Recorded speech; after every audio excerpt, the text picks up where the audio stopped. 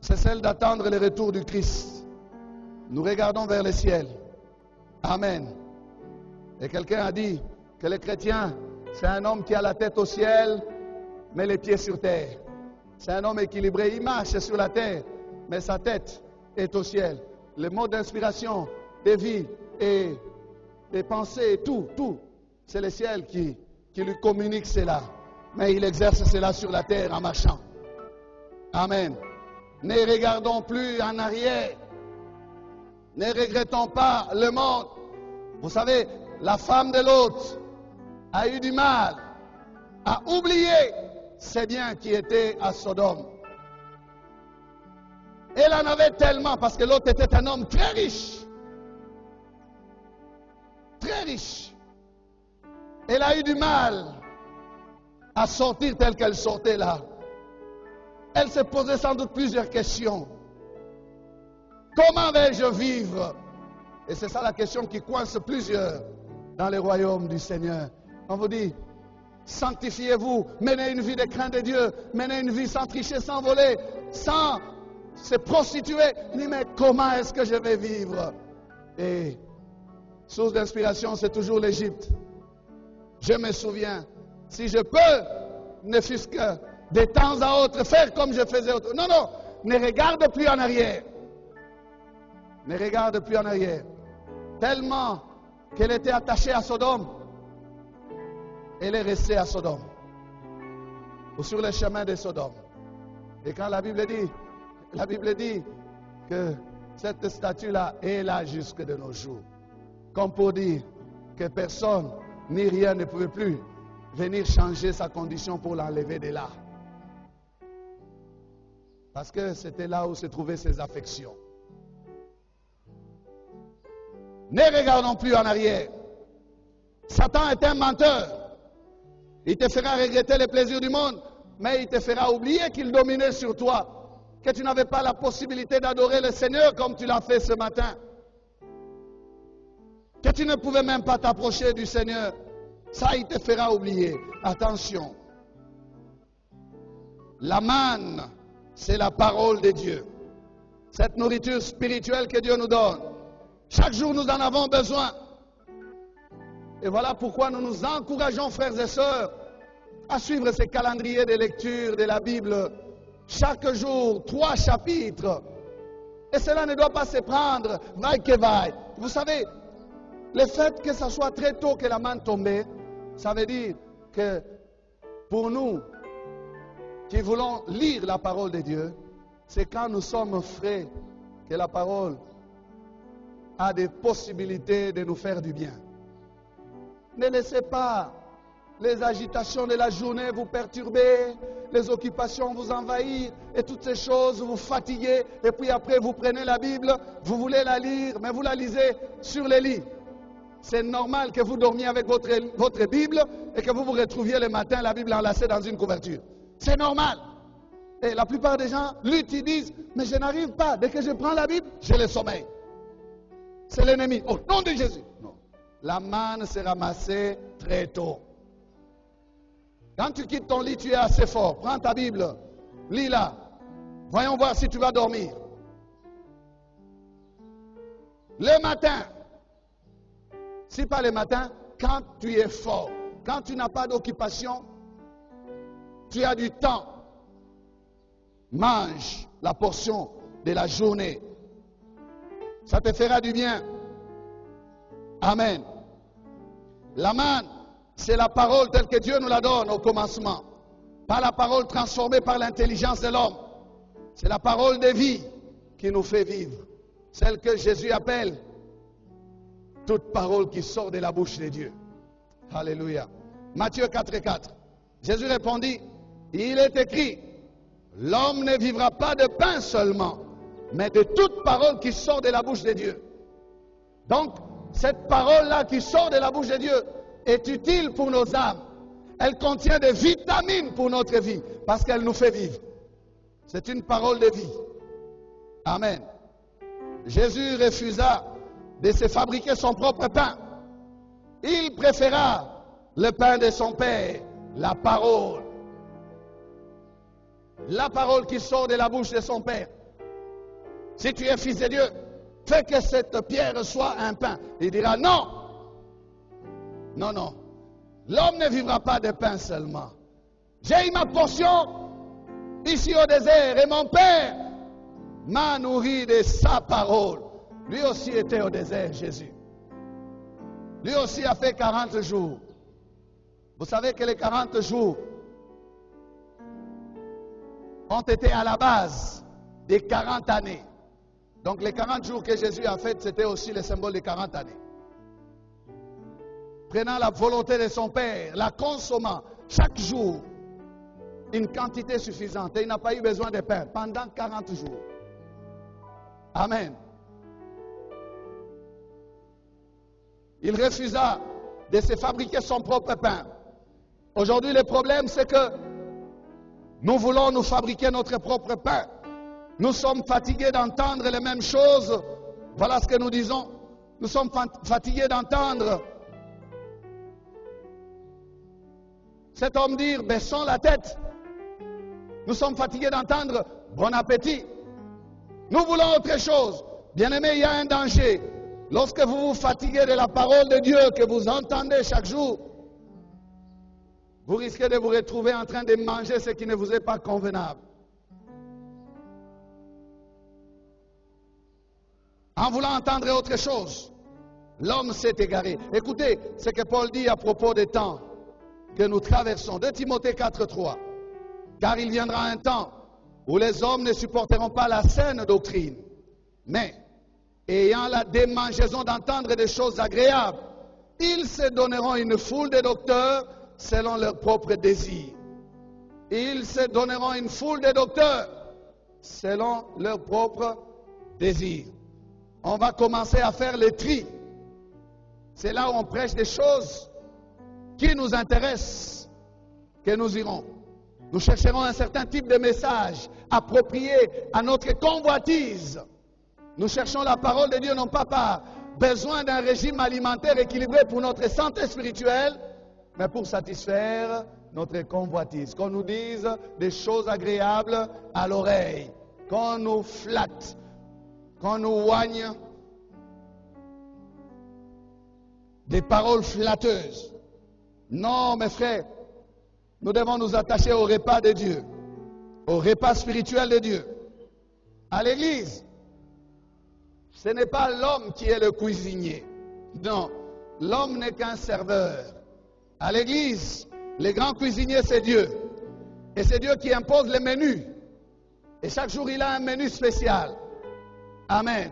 Il a un menu spécial. Dieu connaît nos besoins. Dieu connaît ce dont nous avons besoin. Et Dieu nous envoie une parole, bien-aimée, appropriée à notre besoin. C'est celle que la Bible appelle une nourriture convenable, qui est donnée aussi au temps convenable. Et Dieu dit, heureux les serviteurs qui fait de cette manière-là, qui sert la nourriture que le maître lui a donnée. Ceux qui méprisaient la manne voulaient de la viande. Vous savez quoi? Dieu va leur donner de la viande. Mais Dieu va leur donner avec colère. Dieu dira, vous mangerez tout un mois de la viande jusqu'à ce qu'elle vous sorte des narines. Ça, c'est une bénédiction. Dieu dit, vous allez manger de la viande, mais cette viande-là va vous sortir des narines. Vous allez la manger jusqu'à fatiguer. Mais lorsque la viande leur a été servie, lisez cette histoire, nous n'avons pas le temps. À peine que la viande était dans leur bouche, la Bible dit que la plaie avait commencé. Les gens commençaient à mourir déjà. Parce qu'ils étaient saisis de convoitises. Ils ont commencé à mourir. Dieu a frappé le peuple suite à sa convoitise, car il a méprisé sa nourriture. Moïse était même étonné. Comment est-ce possible qu'on puisse donner de la viande à une telle multitude de personnes? Même si on égorgeait des bœufs, des brebis, même si on trouvait du bétail, est-ce que cela pourra suffire à nourrir? Notre Dieu est capable. Amen. Frère, j'ai fait une parenthèse pour te parler. J'aimerais te dire ceci. Ne pense pas qu'en te privant de la viande, Dieu ne t'aime pas. Non. Dieu a de la viande. Dieu peut te donner de la viande. Mais il te prive de la viande pour que tu apprennes quelque chose. C'est tout simplement ça. Il avait tous les moyens possibles pour que son peuple mange de la viande. Il a dit à Moïse, attends. Il a fait souffler un vent. Il dit, jusqu'à 2 coudées de la terre, c'était plein d'écailles. Il suffisait pour le peuple d'Israël d'abaisser seulement la main, sans se courber, de faire seulement ça. Vous voyez un maître, hein? Faire seulement comme ça pour que chacun ait des cailles. Des cailles. Ils en avaient comme ça. Ils les prenaient. Comment est-ce possible? Oui. Moïse était étonné. Ils avaient de la viande à gogo en quantité. Mais ils avaient aussi les châtiments qui avaient commencé. Parce que c'était le fruit de la convoitise. Lorsque tu traverses le désert, contente-toi du rythme que le Seigneur te donne de marcher. Contente-toi des choses que le Seigneur fait avec toi. Ce n'est que le désert. Il y aura un temps où la viande va revenir dans ton assiette. Il y aura un temps où la bénédiction va revenir. Ne t'agite pas. Ne promène pas des regards inquiets. Ne sois pas troublé par ce que tu vois à gauche et à droite. Mais sois sous la discipline du Seigneur qui te veut au désert. Amen. Sois sous la discipline du Seigneur qui te veut au désert. Et le temps du désert finira. Le désert n'est pas définitif. Il n'est pas éternel. Ne nous fatiguons pas de la manne. Écoutez, ce que Dieu dit à ceux qui n'ont pas l'amour de la vérité. Il leur promet de croire au mensonge. 2 Thessaloniciens 2, 10 à 12. Il parle de l'impie qui viendra. Mais il dit, et avec toutes les séductions de l'iniquité pour ceux qui périssent, parce qu'ils n'ont pas reçu l'amour de la vérité pour être sauvés. Aussi, Dieu leur envoie une puissance d'égarement pour qu'ils croient au mensonge, afin que tous ceux qui n'ont pas cru à la vérité, mais qui ont pris plaisir à l'injustice, soient condamnés. Donc c'est le Seigneur lui-même qui va placer ces personnes sur des voies glissantes, qui va placer au devant de ces personnes des faux prophètes, qui vont leur dire des choses agréables à leurs oreilles pour les prendre à leur propre piège, n'ayant pas l'amour de la vérité. C'est au mensonge qu'ils vont s'adonner. Ils diront Amen, là où ils ne doivent pas dire Amen. Ceux qui méprisaient la manne seront condamnés. Frères et sœurs, attention. Mais ceux qui aiment la parole de l'Éternel, la manne fraîche, le Seigneur leur réserve encore une manne cachée. Ah, ça c'est une chose intéressante. Donc, parce que nous aimons la parole, il y a une manne cachée au ciel qui nous est réservée. Là, dans la gloire, écoutez, Apocalypse 2, verset 17, juste à partie A, elle dit que celui qui a des oreilles à entendre ce que l'Esprit dit aux églises. À celui qui vaincra, je donnerai de la manne cachée. Amen. Dans la traversée de ce désert, nous avons besoin de la manne de sa parole. Mais il y a une manne cachée qui nous attend dans la gloire. Lorsque tout aura fini, le Seigneur nous la donnera. Il la donnera à celui qui vaincra, à celui qui ne méprisera pas la manne de sa parole qu'il nous donne maintenant. Amen.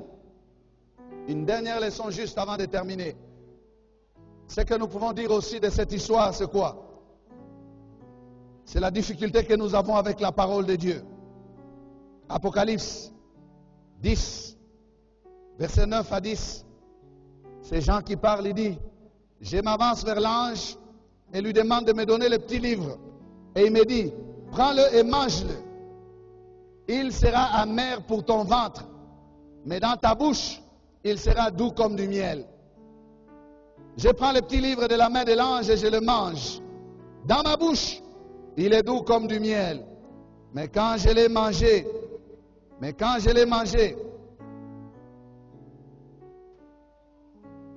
il devient amer pour mon ventre. Mais quand je l'ai mangé, Il devient amer pour mon ventre. Qu'est-ce que cela signifie? C'est facile de proclamer la vérité de la parole de Dieu avec la bouche seulement. Mais c'est difficile. Et c'est là où s'élève le combat de se l'approprier, de se l'appliquer. Beaucoup d'entre nous, le goût du miel, c'est dans la bouche seulement. Je suis chrétien, mais c'est la bouche seulement. Mais lorsqu'il faut prendre cette volonté de Dieu et la vivre, non. Si ce n'est pas difficile pour nous-mêmes et que nous avons la grâce de Dieu pour l'appliquer, ça nous cause alors des souffrances. Ça nous cause des problèmes avec les autres. Et ça finit par devenir encore amer pour nous-mêmes. Parce que le monde ne reçoit pas toujours la vérité de la parole de Dieu telle que Dieu nous la donne. Si nous voulons, bien aimés, imposer cette vérité, la société commence à réagir. Vous exagérez, vous êtes extrémistes. Et cela nous cause de la souffrance. Ça devient amer pour notre ventre. Donc pour notre vie. Ça c'est aussi une leçon pour ici. Mais qu'est-ce que nous devons dire ici? Nous sommes appelés, bien-aimés, à nous pencher toujours du côté de la vérité. Nous sommes un peuple fait pour la lumière. Nous devons rester toujours dans la lumière de la parole de Dieu, même si elle nous cause des persécutions qui seront amères pour nous, qui nous créeront de l'amertume dans notre âme. Nous n'aurons peut-être pas le goût de vivre à cause de tout ce qui nous est fait. Mais tenons ferme, parce que Dieu finit toujours par nous défendre si nous sommes du côté de la vérité. Amen. Appliquons cette parole à notre vie. Pratiquons-la. Et cessons de déclarer toujours les promesses de gloire de notre bouche seulement. Ça, c'est le goût du miel. Mais acceptons aussi de payer le prix que la vérité nous impose. Et c'est ça qui est souvent difficile.